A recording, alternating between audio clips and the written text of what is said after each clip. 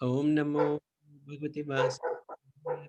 Om Namo Bhagavate Vasudevaya. Om Namo Bhagavate Vasudevaya. So I'd like to welcome all the devotees. Thank you very much for joining us.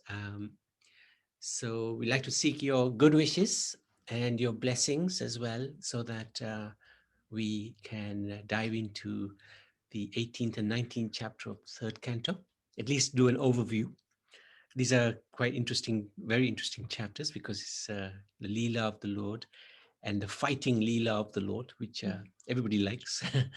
we were doing children's Sangha a few weeks ago, and we were having some really nice pastimes about Krishna, about the Makanchor pastimes. And we finished, and the children, one of the child said, "So where's the fighting pastime? Where's the fighting Leela?" Oh no, we just been through some nice Leela about Krishna. So I had to tell them about a demon that Krishna killed. So anyway, so I share that with the devotees. Wanted to also seek the blessings of Guru Maharaj and Srila Prabhupada, so that they can reveal a little bit more about the Bhagavatam to us. Prabhupada has given so much, but you can only read so much. Actually, we have to understand the Bhagavatam not just through hearing, but also with our heart. So we really seek their blessing, so that we become closer to the Lordships, Radha Krishna, Krishna Balaram Gaunitai, through this process of reading, understanding the Bhagavatam. Won't go through the overview in complete. Just yesterday, what we did, Lord, the demigods went to Brahma for help because darkness covered the universe because of the unborn twins. And Brahma tells them then the story of the fall down of Jai and Vijay from Vaikuntha due to their offense to the Kumaras. And he assures the Devatas that this is all actually the plan of the Lord. And then Hiranyakashipu picks a fight. Hiranyaksha picks a fight with Varun there, who diplomatically refers him to Vishnu. Just tracking the conversations where we were yesterday, Vidur and Maitreya. Then Brahma was talking to the demigods. Then he came back to Vidur and Maitreya, and then Brahma was, there was a conversation, a very short conversation between Hiranyaksha and Varun Dev. And now it's back to between Vidur and Maitreya. So this is, we're continuing with their conversation. So 18th chapter, 24th verse. This is an incredible verse. Mainam maya vinam driptam nirankusham asatam akrita palavat deva yathashivi samuthitam. Lord Brahma continued, "My dear Lord, there is no need to play with this serpentine demon, who is always very skilled in conjuring tricks and is arrogant, self-sufficient, and most wicked." Now remember why the Lord put this pastime into play, because he wanted to fight.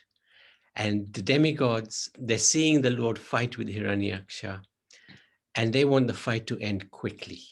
But the Lord, he wants to relish and enjoy this fight, because he's actually fighting with an equal in one sense, because Yoga Maya has covered the demon, but also the demon is thinking, I am as powerful as the Lord. And the Lord has also given him the inspiration to have that power to fight with him, because that's what the Lord wanted. He wants to fight with the demon. Enjoy relish the fight. Okay, so the 18th chapter is entitled The Battle Between Lord Boar and Demon Hiranyaksha. Hiranyaksha challenges Varaha, neglecting Varun's warnings and finding out from Narad. Hiranyaksha searches out Lord Varaha, who is rescuing the earth with his tusks from the ocean. Must be the most incredible sight.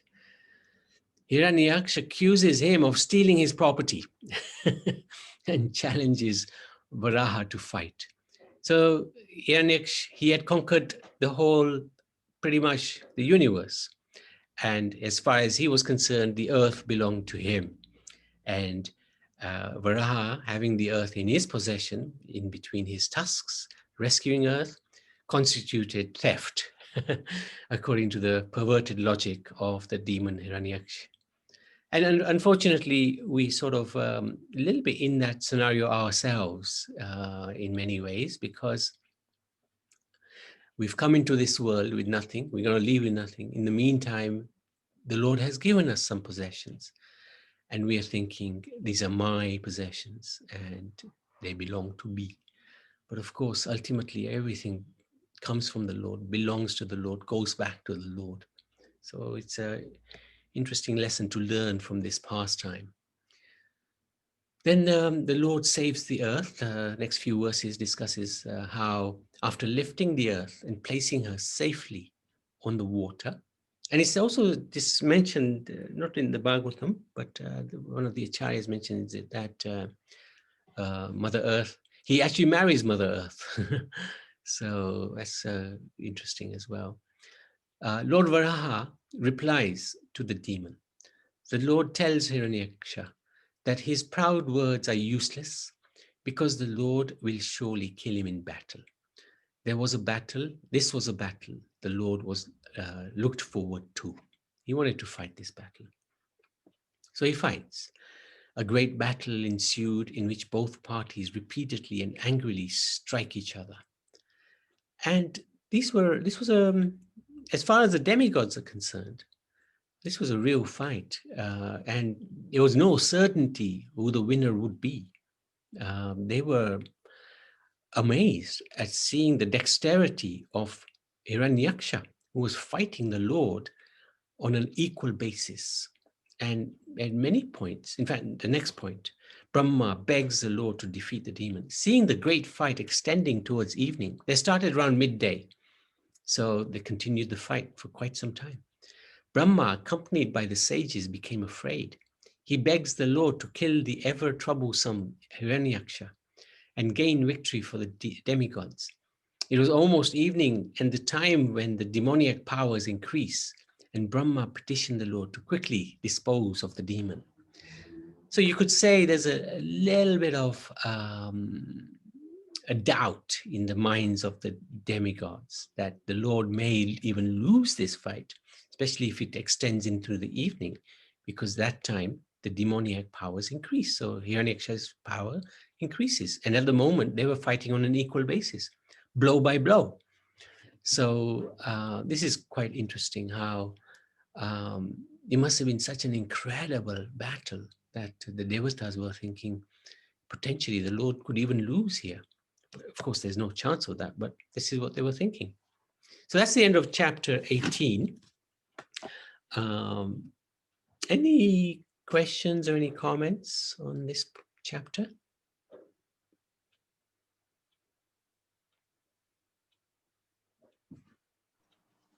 Hare Krishna, Babuji. Hare Krishna. Could you explain, sorry, this text 2, it's a bit like confusing for me. When it says here, translation that he saw there the all-powerful personality of Godhead in his bow incarnation, bearing the earth upward on the ends of his tusk and robbing him of his splendor with his reddish eyes. So who has this splendor? Whose splendor? This is Hiranyaksha's. Hiranyaksha's splendor. Okay. He was the ruler, if you all the three worlds, apart from the top 4 planets, planetary system, Satyalok, Janalok, he doesn't have access. But everything else he controlled. And now the Lord is robbing him of his possessions, so-called robbing him, right? Because so I was thinking, so whose splendor? The splendor is only for the Lord, not for anyone else, right? That's true. That's true. But then I saw this when referring to the Lord, there's like referring to the Lord, like he or his is using uppercase. And then here is lowercase, his splendor. That's right. So it's Hiranyaksha. Yes. Okay. Thank you. Thank you, Babuji. Actually, you make a good point. You make a really good point.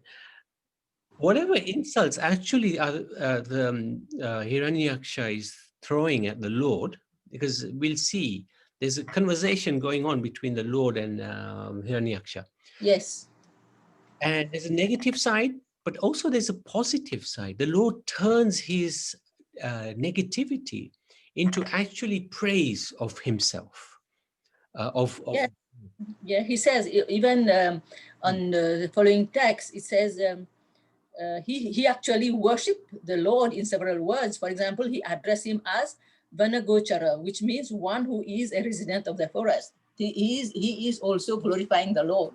Glorifying the Lord. So every insult actually was taken as a compliment by the Lord. This is the beauty of the Lord. He never takes anything negatively. He's always turning anything negative into positive. This is why he's the Lord. So yeah, that's right. Very good point. Very nice point. Thank Yeah, you, Prabhu.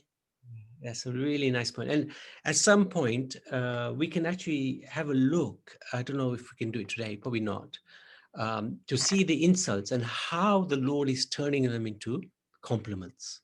Because those insults are quite heavy, but he's turning them into compliments. So we'll maybe analyze that at some point in the future. But very Yeah, interesting. it also says that each one of them, they are respecting each other during the fight. When one's weapon is dropped, the other one doesn't hit. He waits. Even Hiranyaksha did the same. He didn't hit the Lord when his mace fell. So they are just according to the rules. They are abiding to the rules. They are not taking the opportunity to hit. But it's Both of them. That's true. It's also described that Hiranyaksha offered the Lord. Oh no, he was offered by the Lord the club, and he got angry, saying, "What are you doing? Don't tease me like this. I'm much stronger than you." And the Lord similarly, his mace fell or something, and Hiranyaksha offered him the chance to take his mace back, and the Lord also got angry with him. So it's quite interesting how they were interacting with each other. It's incredible, absolutely incredible. Must have been a really glorious fight. Okay, let's have a look at chapter 19, text 36. Tam sukharadhayan rujubir ananya saraya rivri kritajnana kona seveta Duradayam dharadhyana asavdubi. What grateful soul is there who would not render his loving service to such a great master as the personality of Godhead? The Lord can be easily pleased by spotless devotees who resort exclusively to him for protection, though the unrighteous man finds it difficult to propitiate him. Hmm. Hmm.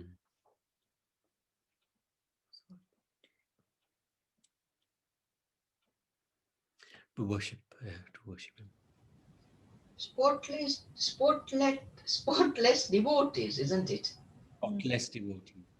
Yeah. Simple, humble, no other agenda, No other agenda. no other motive. And simplicity, sincerity, that's all he's looking for. Can easily be pleased by spotless who resort to exclusively to him for protection. Though the unrighteous men find it difficult to approach him. Yeah. Okay, let's have a look at this chapter. Killing of the demon, Hiranyaksha. Sudarshana invoked. The Lord laughed. You can just imagine Brahma is praying to the Lord Boar, please kill him, and the Lord is laughing. And you can bet your life, I haven't come across it, but one of our acharyas will have written a whole book on this point. They somehow find every action of the Lord so intriguing that they will spend hours and hours writing about one. Krishna's hair is lifted by the wind and it drops again. And there's a book written about it. It's just incredible. Everything that the Lord does is absolutely perfect. So the Lord laughed and accepted Brahma's prayer. When Lord Varaha loses his mace in the fight, the demon had the opportunity, but did not strike the Lord. This was the point. And this made the Lord angry. As the Lord's mace fell, the demigods became alarmed. The Lord then invoked his Sudarshan Chakra, and the demigods prayed that he soon kill Hiranyaksha. Hiranyaksha frustrated. Hiranyaksha became furious and humiliated when his club, trident, and fists are easily rebuffed by the Lord. He was reluctant to take back his mace when the Lord offered it to him. So this is the pride of the fighters, both of them. The Lord, the demon didn't strike him, so the Lord became angry. Of course, his anger, his ego is real, right? He can have he's the supreme personality of Godhead. But the demon, similarly, when the mace fell, the Lord offered it back to him, but he wouldn't accept it out of pride. Although the demon struck the Lord's chest with his hard fist, the Lord did not feel the least quaking in any part of his body, like an elephant hit by a garland. So we should understand Hiranyaksha was very, very powerful, extraordinarily powerful, that the demigods were hiding, that he was a good opponent for the Lord. But you can see the Lord, he's being struck on the chest, but no impact on him, as you would expect. Mystic tricks by the demon. Disappearing from sight, Hiranyaksha invoked mystic tricks to try to win victory. He conjures up terrible storms, volleys of volleys of stones, blood, pus, and stool, naked demonesses, and hordes of savages. Lord Varaha easily disperses these tricks with his Sudarshan Chakra.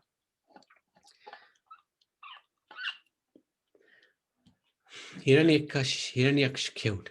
At this time, a shudder ran through Diti's heart as she remembered her husband's words. So we often hear this in this world as well, that somebody very dear to another person is perhaps dying or in trouble, and the other person feels something in their heart. So in the same way, Diti felt something in her heart. All the demons' assaults on the Lord proved futile. To end the fight, after the demon started to strike the Lord with his fists, Lord Varaha slaps Hiranyaksha in the root of the ear. That was it. The demon spins around, his eyes bulging, and limbs broken, and falls to the ground dead. So the Lord basically showed that actually you're very easy to dispose of. Just gave him a little slap at the root of his ear. That was the end of him. Lord Brahma's appreciation. Brahma acknowledges that this was a glorious death for such a terrible demon as Hiranyaksha. While seeing the face of the Lord, the demon cast off his body, died. Brahma also notes that the demon is one of the Lord's pure devotees and will therefore soon return to Vaikuntha.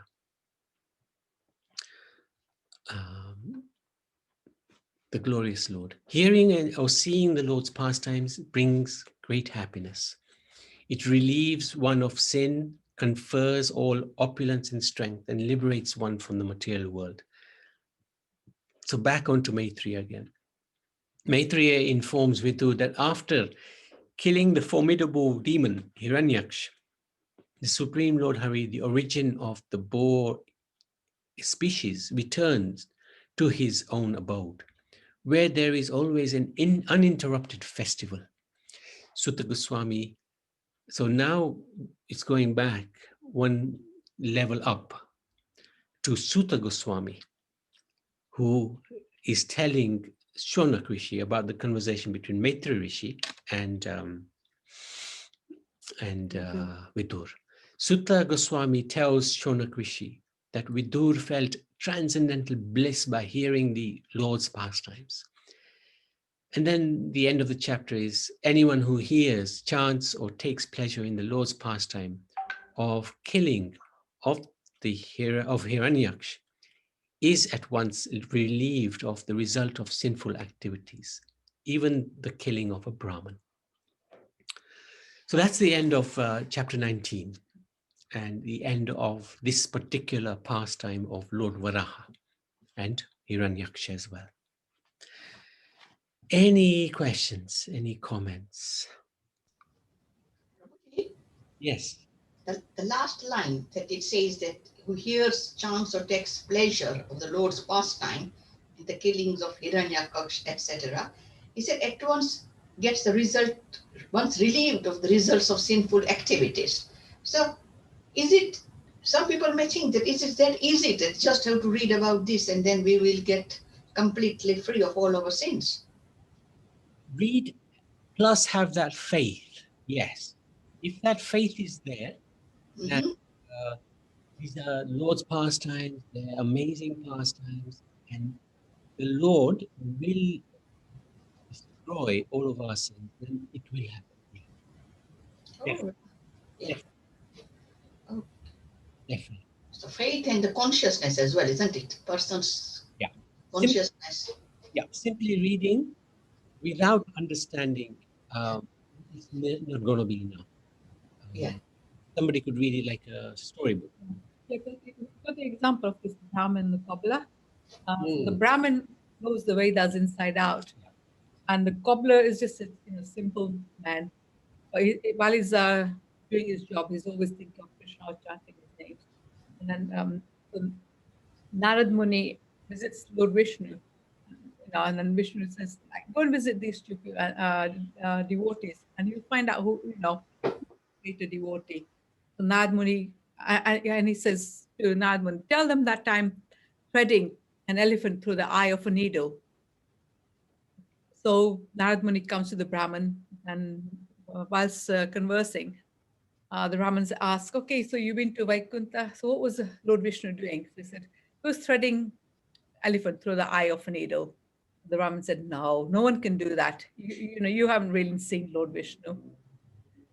And then he went to the cobbler again, so the cobbler asked him, what was the Lord doing? So he said, he was threading the elephant through the eye of a needle.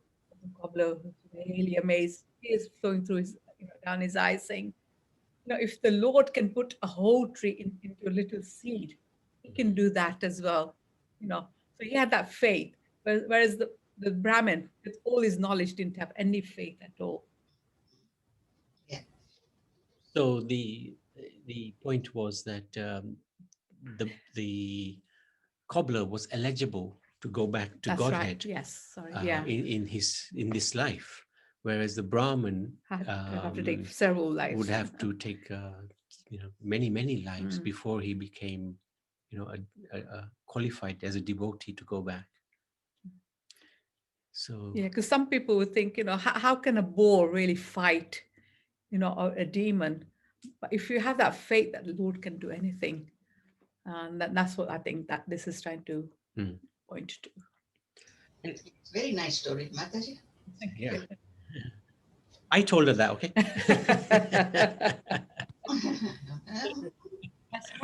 I don't know. Mataji. And now, amazing thing is, what's this? When the boar incarnation comes out of the nose, what's the size of it? It was just like a thumb size.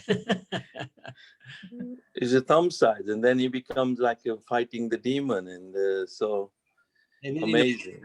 It's an elephant size, and even amazes Brahma. That what's this come out of my nose? That's right. That's right. What Krishna can do, amazing. Yeah. Yes, amazing. So, and yes, anyway. So we should not have any worries as a devotee. Everything, full 100 to 110, 20% faith in the Krishna, and then we should just lead our life just like that, without any worries or stress, isn't it? Krishna can take care of, he knows what he's doing, so we have to have that faith in him. Yeah, that's correct. think earlier we read this week sometime that there's two types of people who have no worries. The foolish, who are totally crazy in the mode of pure ignorance, and those who are devotees.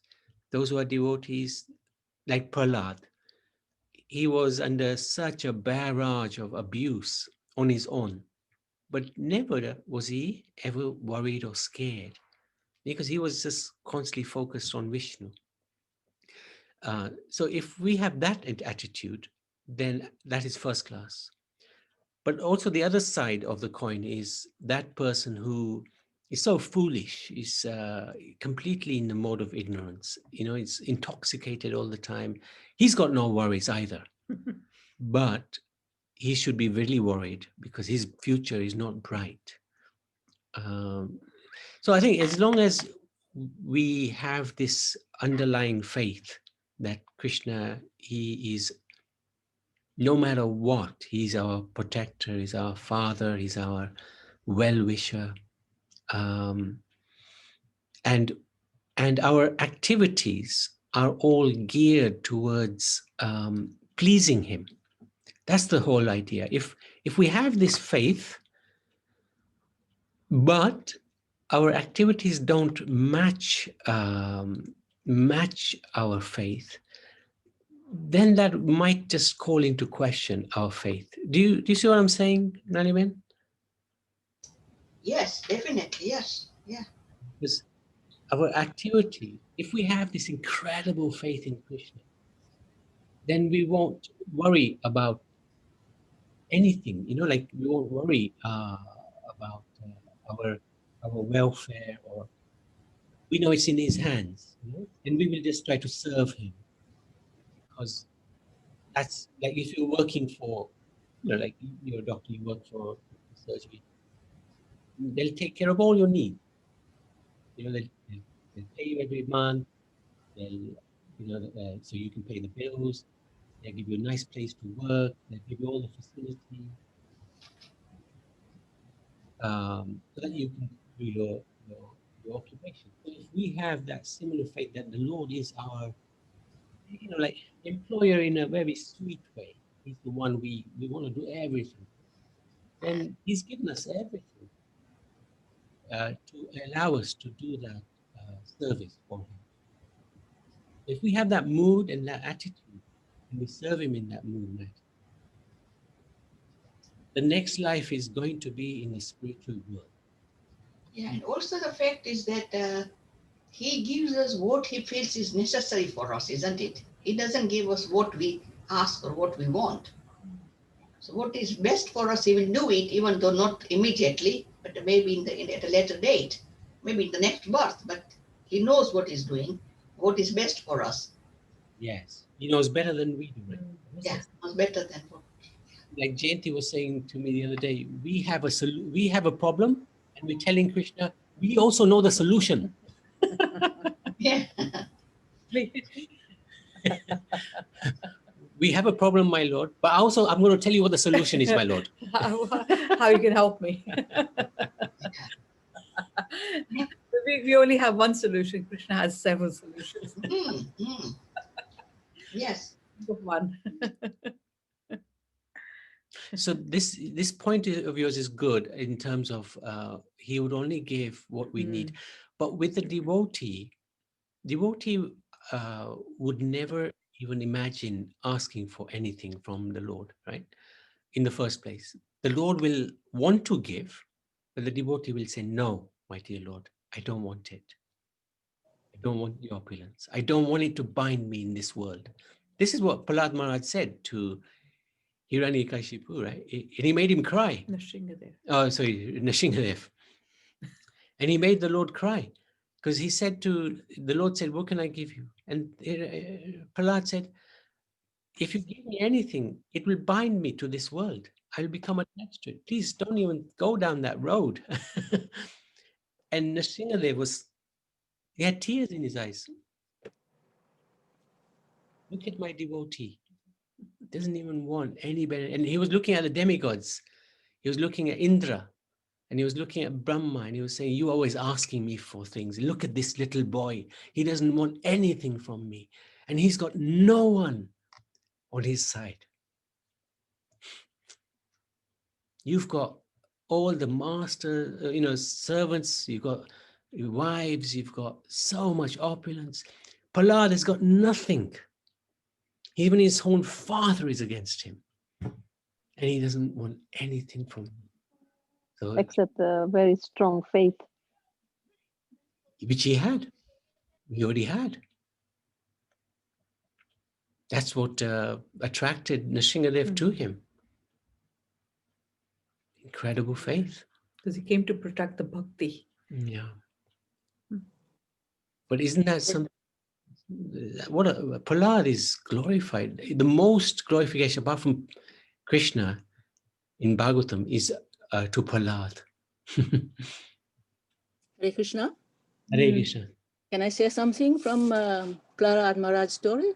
Yeah, in Srimad Bhagavatam, Canto 7, chapter 9, text 9, Prahlad, he states, he says, Manya dhananje bijana rupa tapa srutasya teja bhava bala porosa buddhi yoga naradhananya nibhavati parasya punsam bhaktya tutsa bhagavan gaja yuktapaya. Prahlad Maharaj is saying that only like our faith in God. And he continues to go to say that some people mention different some qualities like we need to have beauty, fame, money. But then he continues saying that if the Lord sees our beauty, our money, and our fame, then give us something. The Lord doesn't care about this. And he says, look at Gajendra. Gajendra was an elephant. He never been to school. But yet when he prayed with bhakti. Then the Lord came. Draupadi, she was famous, yes, but she had so many people around. She had so many people around her, but nobody helped her. They were very famous, very strong, even her 5 husbands. But she just lifted her arms up. And Kubja, she was not beautiful. Sudama, she was very poor, but yet the Lord answered the prayers. The Lord reciprocated to them. So it's like we need to have bhakti only. Even when we are thinking that listening to this pastime of the Lord will help us, but if somebody comes and just listen to the story and just laugh and go away, or how can a boar kill a man, or like this, that attitude, then it will go like nothing. But if we really understand that really the Lord can take any incarnation, any form, and we trust, the trust and the faith we have, then the Lord will definitely come. Like Jayanti was just telling the story. There's this cobbler, he said, look at this banyan tree, I'm sitting under this banyan tree. Only one tiny seed makes such a huge tree. So the Lord can do anything. So it's only our faith. We need to have this strong faith in the Lord that yes, he will come and he will help me whenever I'm in trouble. But you see, this is what is the distinguishing factor from Prahlad, from any other devotee. Yeah, Prahlad is the best. Oh, wait, Master. He never even asked for protection. He didn't even expect protection. He didn't even care for protection. This is the thing about Prahlad, which distinguishes from anybody else. When he was being assaulted by his father in the army, he was simply thinking, my father's just playing with me. Doesn't matter. I'll just continue with my bhakti to Vishnu. He didn't even say, my dear Lord Nrsingadev. He didn't even know about Nrsingadev, right? Yeah. Om Namo Bhagavate Vasudevaya. That's Vishnu. That's all. And it wasn't, oh, my Lord, protect me from this crazy demon. This is the thing with Prahlad Maharaj. Why did Chaitanya Mahaprabhu and Gadadhar sit in the Total Gopinath temple and talk about the 7th canto over and over, day after day after day, and simply the pastime of Prahlad? Because Prahlad is such a unique personality. He was even when the Lord asked him for some boon, he said, I don't want anything, I don't need anything. And the Lord, when the Lord again and again asked, and he said, please just deliver my father. That's it. That's all he wanted. Not only for him, not even for him, for his father, who was the biggest demand, right? So this is why Prahlad is distinguished. And Bhagavatam actually is also a glorification of Prahlad. So, but anyway, we'll come to Prahlad in due course. Yes. When we come to him, we might get lost a little bit. Guru Maharaj absolutely adored Prahlad Maharaj's pastimes. Prabhupada would quote again and again about Prahlad. So, and already we've seen who's quoted him. Kashyap. Kashyap Muni told about him to Diti, that don't worry, your grandson is going to be a great Vaishnav, Mahabhagavat. So already in the beginning of Bhagavatam, Prahlad Maharaj is glorified. So great soul. Okay, any other? Oh yes, let's look at the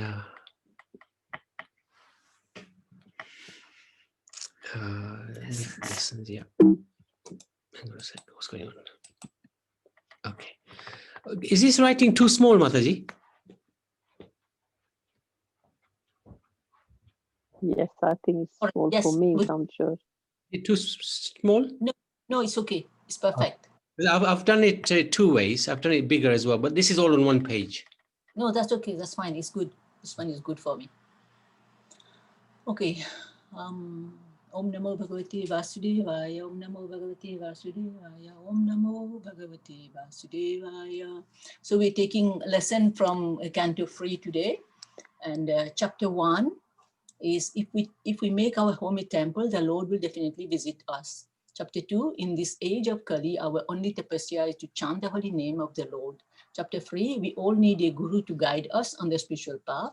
Chapter 4, no matter how learned one may be, one should not try to instruct someone who is well versed in spiritual knowledge and who is older than them.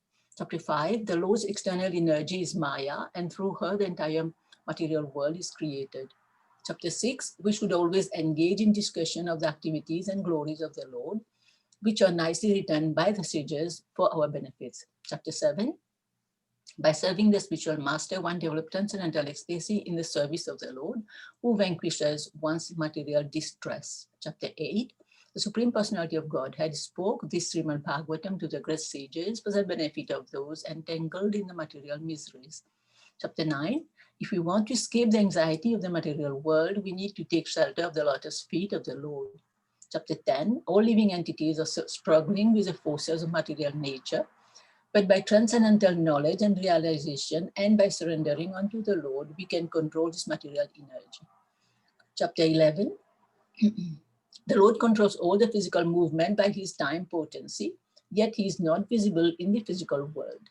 Chapter 12, we should always try to control our anger because once escalates, anger turns into wrath. And chapter 13, we should live our life in pursuance of the principles of devotional service and worship of the Lord by performance of yajna. Chapter 14, as a good combination for spiritual advancement, something is needed here. Advancement is needed in the human society. Thus, boys should be trained as brahmacharis and girls in the virtue of chastity. Chapter 15, only in the human form of life one can attain perfect religious knowledge. Even the demigod desire to have such life. Chapter 16, the water of the Ganges sanctifies the free worlds because it has washed the lotus feet of the Lord. Chapter 17, for peace to prevail in society, we need to follow regulation in life. Otherwise, we will have, sorry, can you read this bit, please? Otherwise, we will have to undergo the stringent the reactions of the nature's law. Good. Prantaraj Srimad Bhagavatam ki jai. Hare Krishna. Thank you so much. Okay. Yeah, keep going. Yeah, that's it. Okay, let's have a look at the instructions. Madhusudan Babu?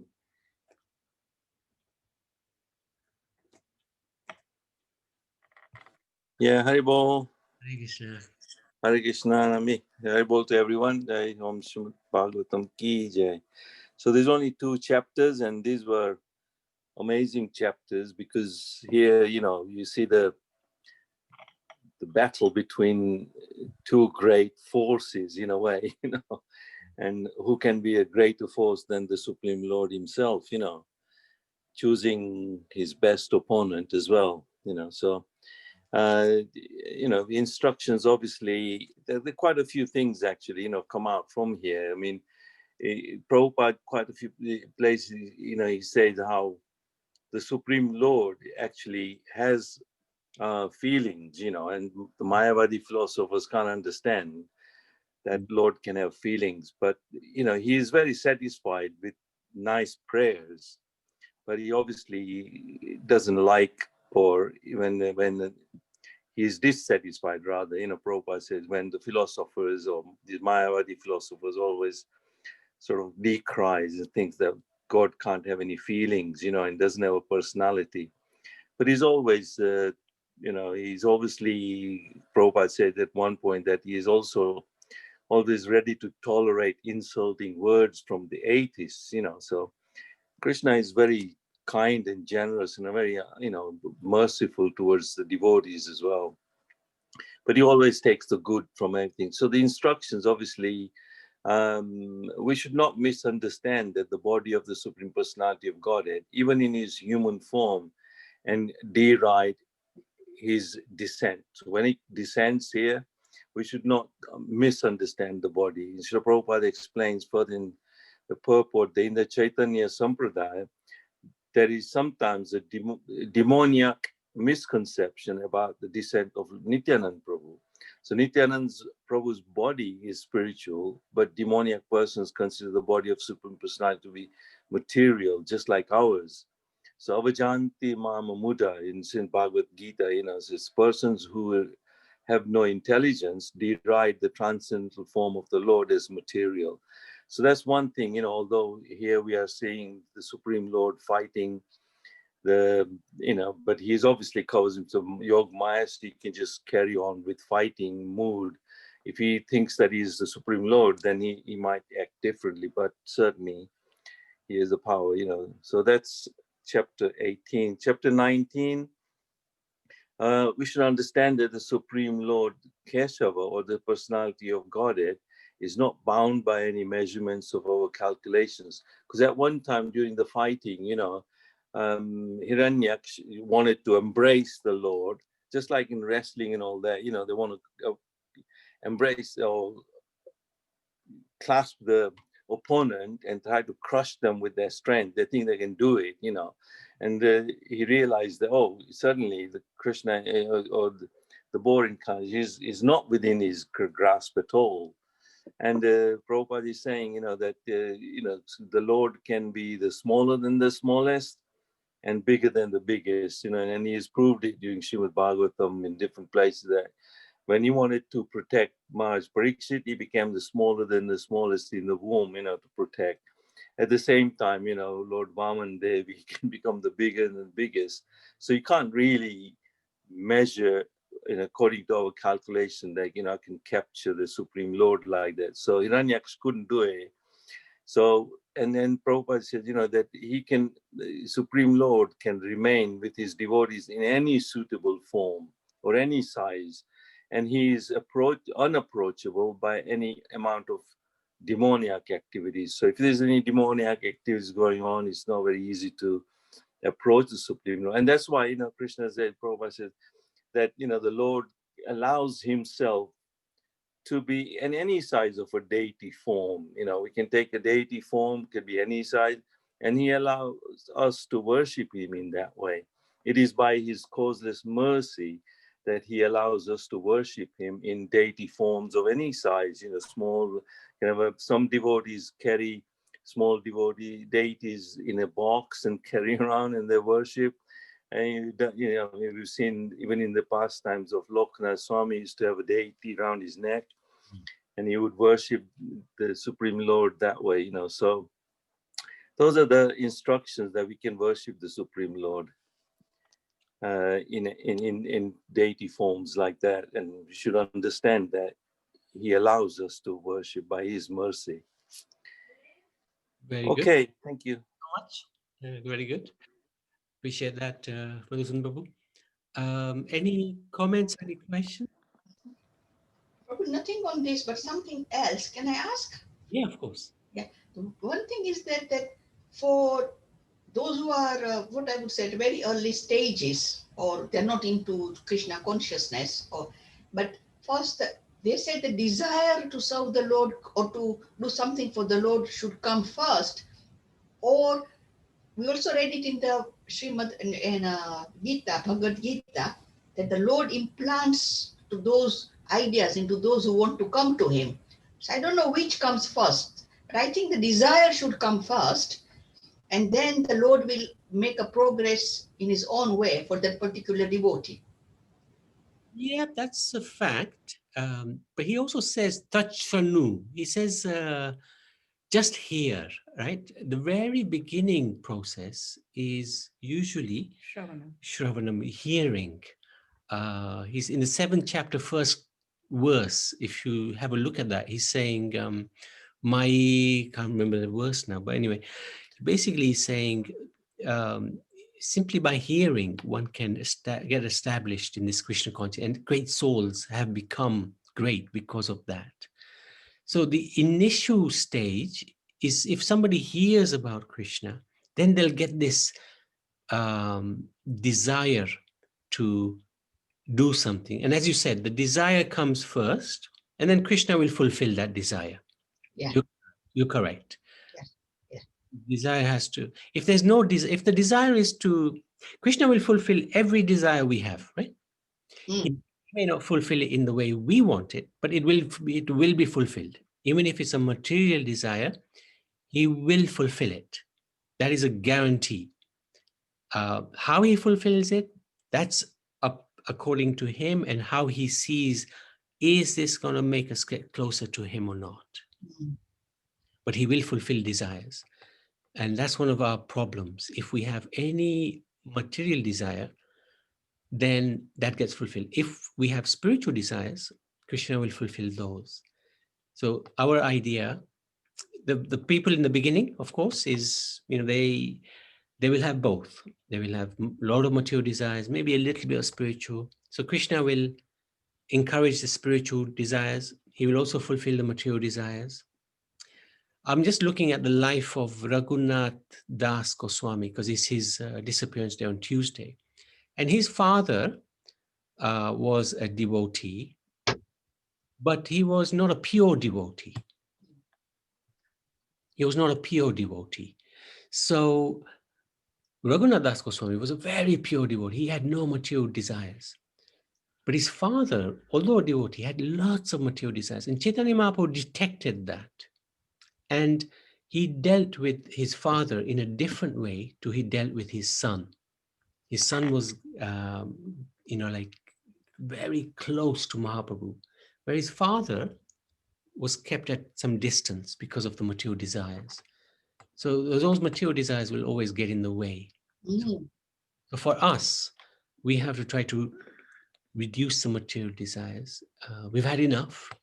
We just want to please the Lord, satisfy spiritual desires. And in that way, our lives will become perfect. Absolutely no doubt about that. Yeah. But somebody who's just starting, even a little desire for spirituality, Krishna will magnify that and try to fan that desire, give him the opportunity to serve. It's happened with us. We had a small little desire to help with the temple, and Krishna just magnified it. Very nice. Yeah. Does that make sense? Is that what? Yes. Obviously, people have to hear about him first, isn't it? That's by hearing, by Shravanam. And then in other people's mind, desire can develop after that. Yeah. And some people are born with some good Sukhuti. They're born with this, this karma, good karma they've got somehow unknowingly, Agnata Sukhuti. They've got it unknowingly, and they can engage in bhakti quite simply. Like there's a lady in this forum. Oh, she's not there now. Pritham. She's such an amazing lady. At the age of 5, she went to somebody's house and they said to her, "Oh, you want to be a goini? You want to be one of the girls? You have to be vegetarian, but you're not." She made a vow there and then, 5-year-old. From now on, I never eat meat. And her family used to eat meat. But she made a vow. And she told mom and dad, "I'm 5. I don't care. I ain't going to eat meat again in my life." It must have come from the past, as you said. Good Skruti, isn't it? Definitely. Yeah, it's incredible. Sure. Okay. Thank you. Thank you, Maji. Okay. Okay, Prabhuji. Hare Krishna. Anybody else?